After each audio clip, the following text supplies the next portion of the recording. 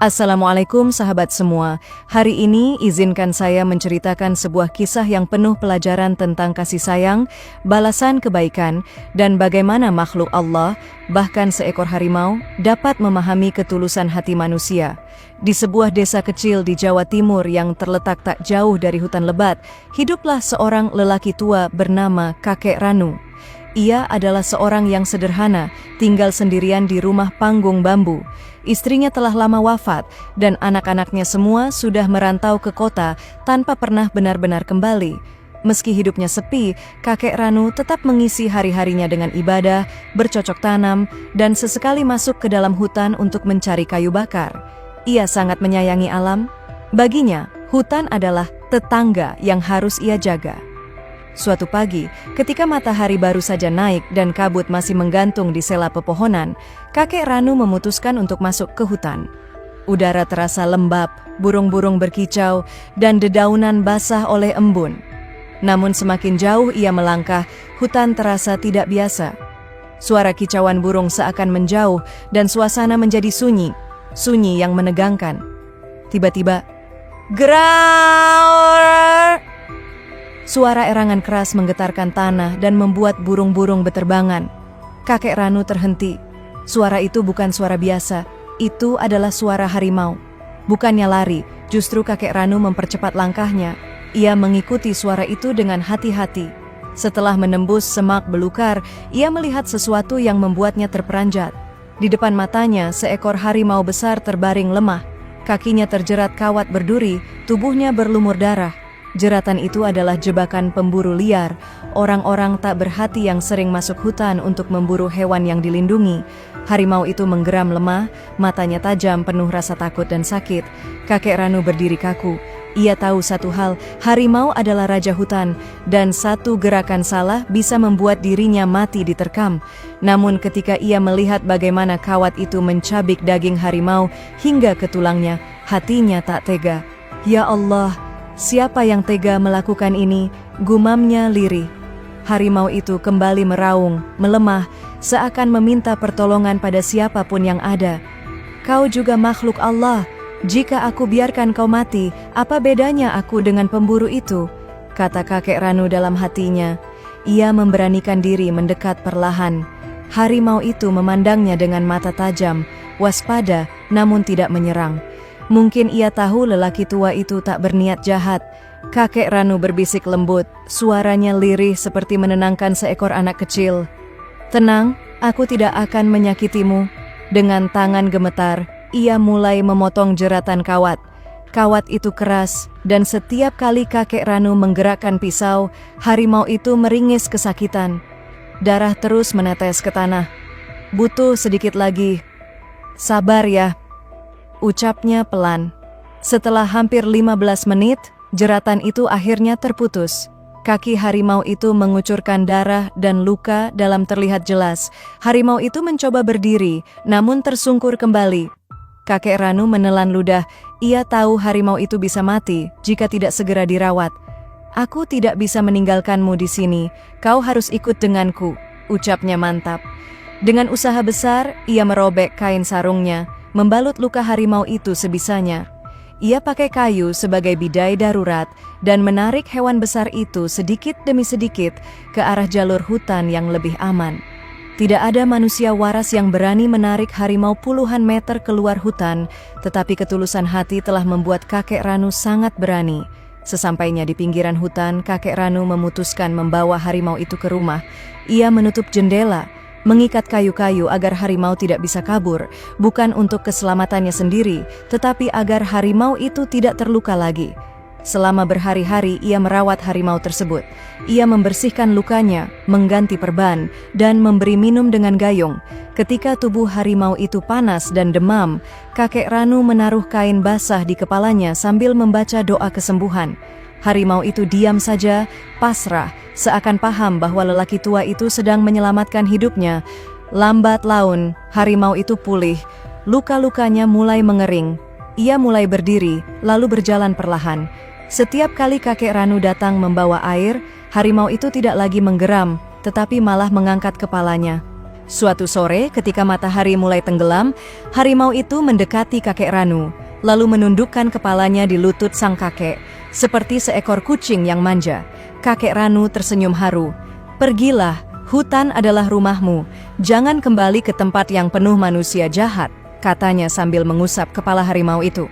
Harimau itu menatapnya dalam-dalam, seakan tak ingin pergi. Namun akhirnya, harimau itu berbalik, berjalan perlahan, lalu menghilang ke dalam hutan. Kakek Ranu menatap kepergiannya dengan hati lega, tidak menyangka bahwa hari itu ia baru saja menanam sebuah kebaikan yang kelak membuahkan balasan yang tidak pernah ia bayangkan, yang tidak ia tahu. Dan kelak, saat dunia kehilangan kakek Ranu, harimau itu akan menjadi makhluk pertama yang merasakan kehilangan itu sedalam-dalamnya. Setelah harimau itu kembali ke hutan, kehidupan kakek Ranu berjalan seperti biasanya. Namun ada satu perubahan kecil yang muncul dalam hari-harinya. Ia selalu merasa seperti sedang diawasi, tapi dengan cara yang tidak membuatnya takut. Kadang ketika ia pergi ke sungai mengambil air, ia melihat ranting yang patah atau rumput yang merunduk, seolah ada sesuatu yang baru saja lewat. Terkadang suara ranting patah terdengar di kejauhan, dan burung-burung terbang mengikuti pola aneh, seolah sedang menghindari sesuatu yang besar. Namun kakek Ranu hanya tersenyum. "Apa kau masih mengawasiku, nak?" katanya setiap kali masuk hutan. Seolah menjawab, angin bertiup dan daun-daun bergerak. Beberapa hari setelah dilepaskan, harimau itu sebenarnya tidak kembali jauh ke dalam hutan. Ia memilih tinggal di wilayah yang tak jauh dari rumah kakek Ranu. Harimau itu duduk di balik pepohonan, selalu mengamati dari kejauhan. Ia tidak mendekat, tetapi ia melindungi. Ketika ada pemburu liar yang masuk hutan, harimau itu mengeluarkan raungan panjang yang membuat para pemburu ketakutan dan lari terbirit-birit. Ketika suara langkah kaki asing mendekati rumah kakek Ranu, harimau itu bergerak diam-diam, memastikan tidak ada ancaman. Kadang ia hanya duduk di bukit kecil belakang rumah, memandang rumah tua itu, dan pergi kembali setelah memastikan kakek Ranu aman. Hewan pun bisa membalas budi, dan harimau itu membalas dengan cara yang ia pahami, melindungi. Sementara itu, usia kakek Ranu terus bertambah. Tubuhnya yang dulu kuat kini mulai sering pegal, kakinya mudah lelah, dan napasnya cepat terengah ketika berjalan jauh. Tetapi tidak ada satupun keluhan keluar dari bibirnya. Ia tetap bekerja, tetap tersenyum, tetap menyapa siapapun yang lewat depan rumahnya. "Assalamualaikum, Kek," sapa anak-anak desa ketika bermain. "Waalaikumsalam," jawabnya sambil tersenyum hangat. Meski tinggal sendirian, hatinya tidak pernah mengeluh. Ia selalu percaya pada satu hal. Selama manusia hidup dengan kebaikan, Allah akan mengirim teman dalam bentuk apapun. Barangkali karena itu pula Allah mengirimkan seekor harimau untuk menjadi penjaganya. Pada suatu malam, ketika bulan penuh menggantung di langit, kakek Ranu merasakan tubuhnya sangat lemah. Ia tidak mampu bangun untuk salat malam seperti biasanya, dadanya terasa sesak. Ia duduk di tepi ranjang, memegangi dadanya, mencoba mengatur napas. "Ya Allah, mungkin usiaku sudah mendekati batas," gumamnya lirih. Sementara itu, di dalam hutan, harimau itu tiba-tiba mengangkat kepalanya. Ia merasakan sesuatu, perasaan gelisah yang tidak ia pahami. Ia berdiri, mendengus, dan bergerak ke arah rumah kakek Ranu. Ia berhenti di balik semak, mengamati rumah itu yang jendelanya masih menyala redup. Ia menggeram pelan, suara sedih, bukan ancaman. Ketika fajar menyingsing, desa masih sepi. Anak-anak belum keluar rumah, ayam baru saja berkokok. Namun seorang tetangga kakek Ranu merasa curiga karena sang kakek tidak keluar menyapu halaman seperti biasanya. Ia mengetuk pintu. "Kek Ranu, Kek?" Tidak ada jawaban. Pintu itu terbuka sedikit, dan ketika tetangga itu masuk, ia menemukan tubuh kakek Ranu terbaring di atas sajadah. Wajahnya tenang, tersenyum tipis, seolah pergi dalam keadaan damai. Kabar meninggalnya kakek Ranu menyebar ke seluruh desa. Orang-orang berdatangan, beberapa menangis, beberapa menahan haru karena banyak dari mereka pernah dibantu oleh lelaki tua itu. "Orang sebaik itu, Allah memanggilnya dengan cara yang sangat lembut," ujar salah satu warga.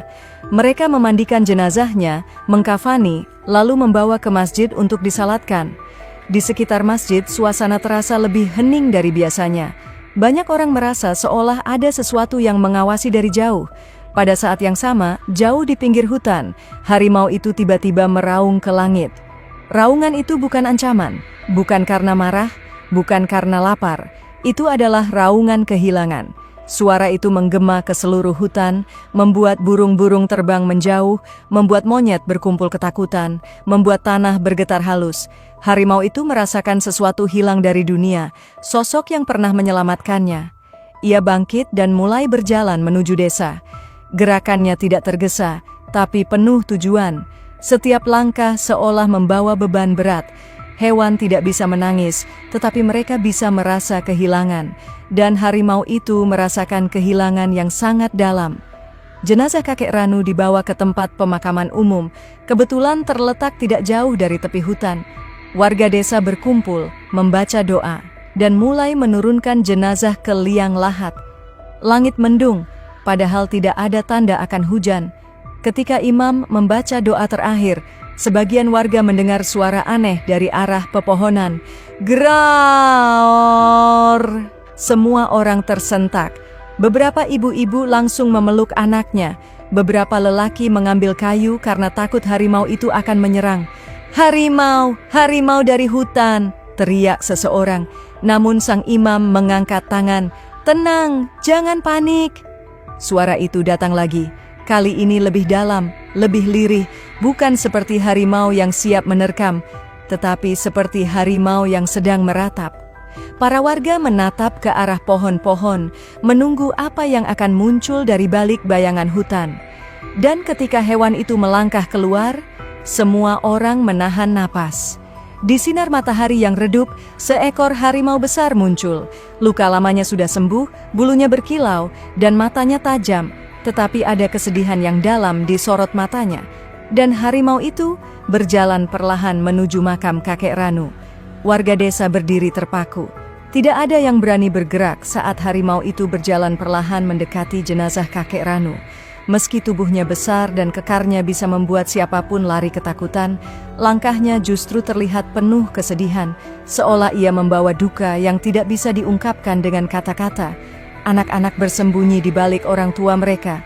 Beberapa lelaki memegang bambu panjang, siap melindungi warga jika harimau itu tiba-tiba mengamuk. Namun sang imam kembali menenangkan mereka.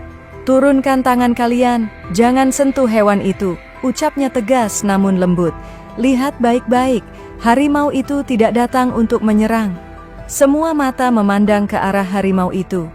Nafas hewan besar itu berat, dadanya naik turun seperti menahan emosi hewaniah yang tidak bisa dijelaskan. Ia berhenti tepat di depan liang lahat yang baru saja ditutup tanah. Perlahan, harimau itu menurunkan tubuhnya. Ia menyeret kedua kaki depannya ke depan, lalu menundukkan kepalanya tepat di atas tanah makam, seolah mengenali bahwa di bawah tanah itu, orang yang pernah menolongnya telah kembali kepada Sang Pencipta. Warga menahan napas. Beberapa perempuan mulai menangis, bukan karena takut, tetapi karena tersentuh melihat seekor hewan buas bisa menunjukkan rasa duka begitu dalam. Harimau itu mengangkat kepalanya sebentar, mengeluarkan suara lirih, mirip dengusan panjang yang terdengar seperti rintihan. Suara itu membuat bulu kuduk siapapun yang mendengarnya berdiri. Itu bukan suara keganasan, itu suara kehilangan. Imam desa menutup mulutnya, terharu. Subhanallah, bahkan binatang pun tahu kebaikan manusia, ucapnya pelan. Mungkin tidak ada yang tahu apa yang dipikirkan harimau itu saat ia menundukkan kepalanya di makam kakek Ranu. Tetapi jika hewan itu bisa berbicara, mungkin ia akan berkata, "Engkau satu-satunya manusia yang menyentuhku tanpa rasa takut. Engkau satu-satunya tangan yang menyembuhkan lukaku. Engkau satu-satunya yang memandangku bukan sebagai ancaman, tetapi sebagai makhluk Allah yang juga berhak hidup." Harimau itu mengingat tangan kakek Ranu yang gemetar ketika memotong jerat kawat. Ia mengingat suara lembut sang kakek saat berkata, "Tenang, aku tidak akan menyakitimu." Ia mengingat bagaimana kakek Ranu membersihkan lukanya, meski setiap sentuhan menyebabkan rasa sakit. Ia mengingat makanan yang diberikan, air yang dituang ke mulutnya saat ia terlalu lemah untuk berdiri. Hewan tidak pernah lupa siapa yang memberi luka. Tetapi lebih dari itu, setelah beberapa menit, harimau itu duduk. Tubuh besar itu perlahan merunduk, lalu ia merebahkan sisi tubuhnya di tanah, tepat di samping batu nisan yang baru saja ditancapkan, seolah ia ingin menjaga makam itu. Seolah ia ingin tidur di samping sahabat terakhirnya. Para warga tidak menyangka mereka akan menyaksikan hal seperti itu. Beberapa lelaki yang awalnya ingin mengusir harimau itu, kini menurunkan bambu mereka dan hanya memandang dengan mata berkaca-kaca. Kakek Ranu, semasa hidupnya baik sekali sampai binatang hutan pun mencintainya, kata salah satu warga dengan suara bergetar. Nanti kalau cerita ini sampai keluar desa, mungkin orang-orang tidak akan percaya, sahut warga lainnya. Imam melangkah maju, berdiri tak jauh dari harimau itu. Biarkan ia, katanya lembut. Ia tidak datang untuk melukai, ia datang untuk mengucapkan selamat tinggal. Hari itu, harimau itu tidak langsung kembali ke hutan. Ia tinggal di pemakaman hingga matahari terbenam. Satu-satunya alasan warga tidak mengusirnya adalah karena mereka melihat hewan itu sama sekali tidak menunjukkan tanda-tanda menyerang, justru ia tampak lemah dan sedih. Setiap kali seseorang mendekat ke makam kakek Ranu, harimau itu mengangkat kepalanya, bukan mengancam tetapi menjaga, seolah berkata, "Jangan sentuh makam sahabatku." Ketika azan maghrib berkumandang dari masjid desa, harimau itu mengangkat kepalanya ke langit. Suara azan membuat ia diam, tidak bergerak, seakan sedang mendengarkan. Seorang bapak tua berbisik, mungkin ia mengenal suara azan, mungkin ia sering mendengarnya dari rumah kakek Ranu. Orang-orang terdiam memikirkan itu. Menjelang malam, warga mulai gelisah.